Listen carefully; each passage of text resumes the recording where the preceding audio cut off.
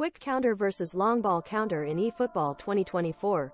In this video, I will be comparing the tactical parameters of both quick counter and long ball counter to find out which playstyle is the best. I will be measuring both playstyles in 3 areas. Number 1, when defending. Number 2, after gaining possession, and number 3, when attacking. Number 1, when defending.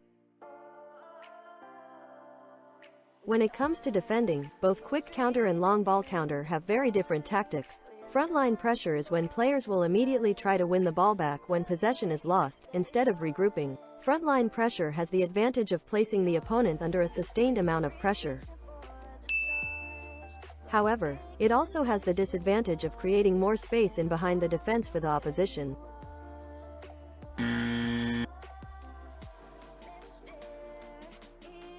AOD is when players track back and regroup once possession is lost, instead of instantly trying to win the ball back.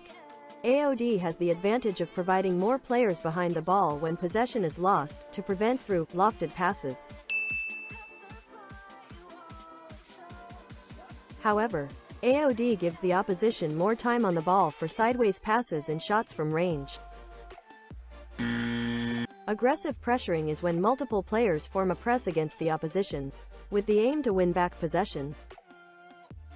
The intense pressure has the advantage of forcing the opposition into a mistake, deep in their own half.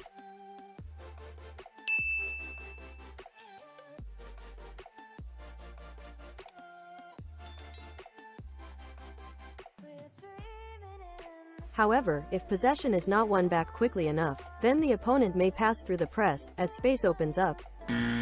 Conservative pressuring is a form of gentle pressing where the player in possession will be kept at arm's length, rather than moving in and risk being beaten. The advantage is that players do not risk being beaten, and focus more on intercepting passing lanes. Similar to the disadvantage of AOD, conservative pressing gives the opposition a lot of time on the ball. A high defense line is a strategy where the positioning of the defensive unit pushes up. A high line creates a more compact playing area, making it easier to close down the opponent. However, the disadvantage is that more space is created in behind for through lofted passes. A low defense line is a strategy where the positioning of the defensive unit sits deep. This has the advantage of preventing through lofted passes from getting in behind. However, a low block provides the opposition with a lot of territory to build the attack. Without considering formations, in general, long ball counter tactics possess much more stable defensive parameters than quick counter, and for this reason the first round will be going to long ball counter. Number 2. After gaining possession. When it comes to gaining possession, both quick counter and long ball counter have very different tactics. After gaining possession, a high number of players will join the attack by dashing towards goal. This has the advantage of providing many passing options in the attacking phase.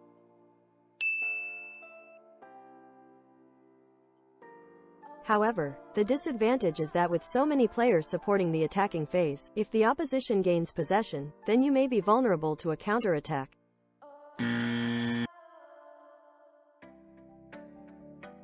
Maintain formation is when players will attempt to maintain the team's overall shape. When attacking, if a player leaves their designated position, no player will cover the position that has been left. Maintain formation has the advantage of providing more structure to the defense, as few players are out of position. Although, it also has the disadvantage of providing less options on the counter. This is due to players focusing more on getting into position, rather than dashing forward on the counter. This can result in players becoming isolated.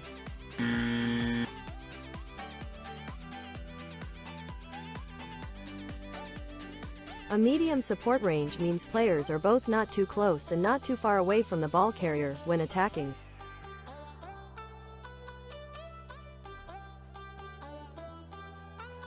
A MSR gives both short and long passing options and is a very balanced tactical parameter to have.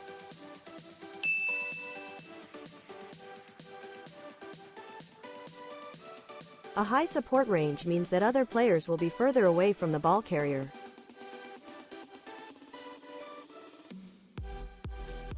This can be advantageous for through, long ball passes that will become even more incisive. Although, when players are further away from the ball carrier, it becomes more difficult to complete the pass.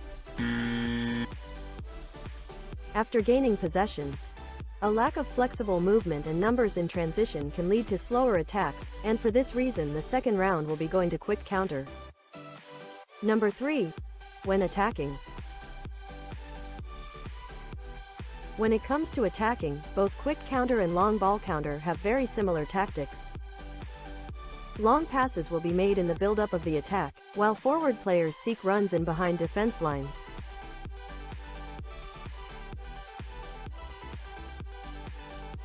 These types of passes can split entire defense lines as space opens up in behind. However, with long passes, the ball has a further distance to travel, meaning a lower pass completion rate. Short passes will be made in the build-up of the attack, while forward players seek runs in behind defense lines.